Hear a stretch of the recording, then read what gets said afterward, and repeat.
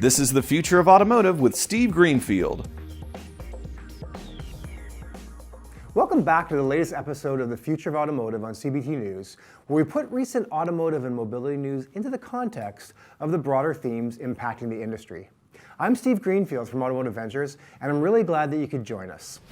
This week, I'd like to take the opportunity to discuss the increasing cost of vehicle insurance. Last year, we witnessed all 10 of the top auto insurers in the U.S. raise rates by double digits. U.S. auto insurers had a tough time adjusting in 2023 as rate increases failed to keep up with jumps in claim frequency and severity.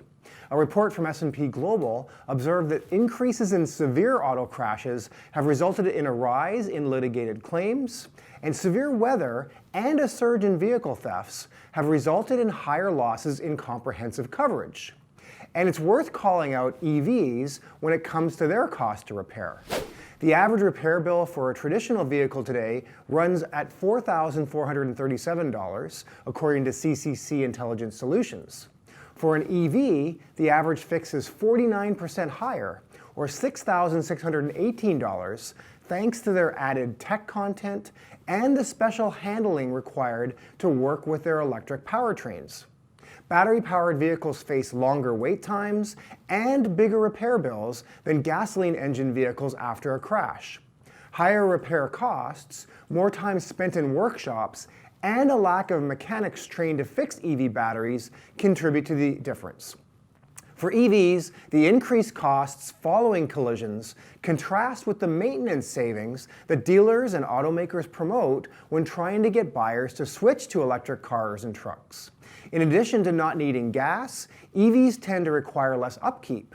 Not needing to do regular chores like oil changes, engine tune-ups, or replacement of timing belts means that electric vehicle owners spend half as much maintaining their vehicles as their gasoline-owning counterparts, according to Consumer Reports. Higher repair costs are also helping to drive up insurance premiums for electric owners, who pay on average $357 a month for coverage compared with $248 per month for gas vehicle owners. Insurers who watch the average collision insurance claim soar 64% from 2018 through 2022, up to $5,992 per claim, have moved to offset these higher repair costs by aggressively hiking drivers' premiums. But don't feel too badly for the insurance companies, who have been able to adapt quite quickly. The pain for home and auto insurance customers is quickly becoming investors' gain.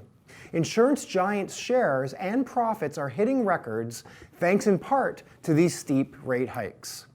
Thematically, I worry that the increasing tech complexity of cars is going to continue to increase the cost of repair post-collision, thus driving up insurance premiums.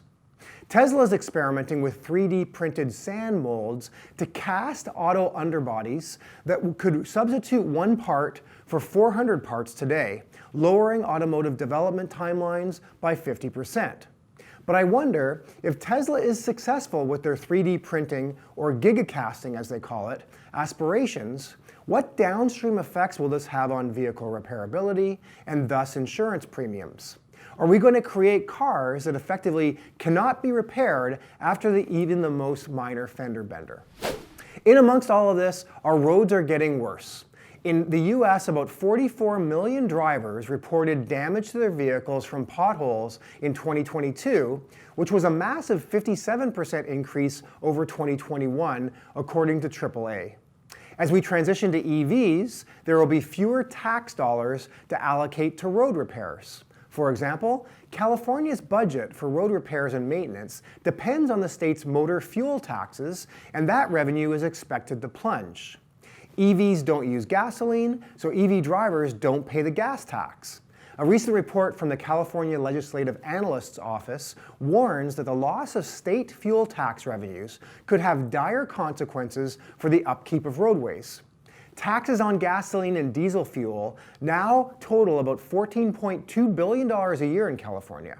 More than $4 billion annually could disappear by 2035 when the state's ban on the sale of new fossil fuel cars takes full effect.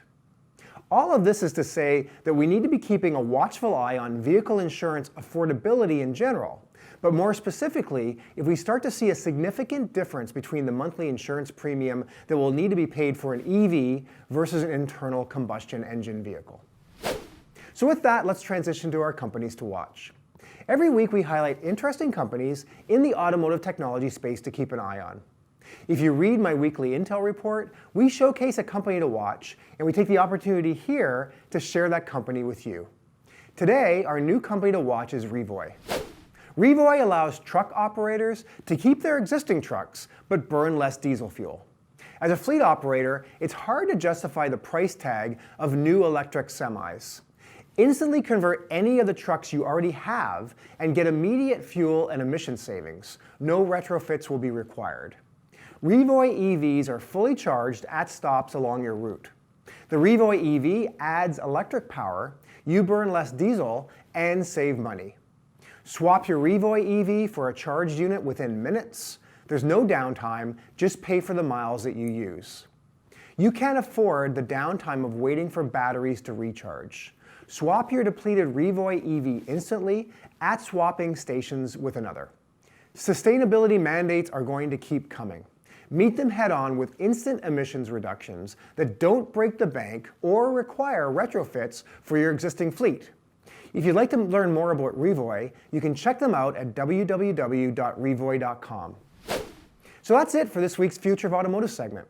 If you're an auto tech entrepreneur working on a solution that helps car dealerships, we want to hear from you. We are actively investing out of our dealer fund. If you're interested in joining our investment club to make direct investments into auto tech and mobility startups, please join. There's no obligation to start seeing our deal flow, and we continue to have attractive investment deals available to our members. Don't forget to check out my book, The Future of Automotive Retail, which is available on Amazon.com, and keep an eye out for my new book, The Future of Mobility, which should be out over the next month. Thanks as always for your ongoing support and for tuning into CBT News for this week's Future of Automotive segment. We'll see you next week. Thanks for watching The Future of Automotive with Steve Greenfield.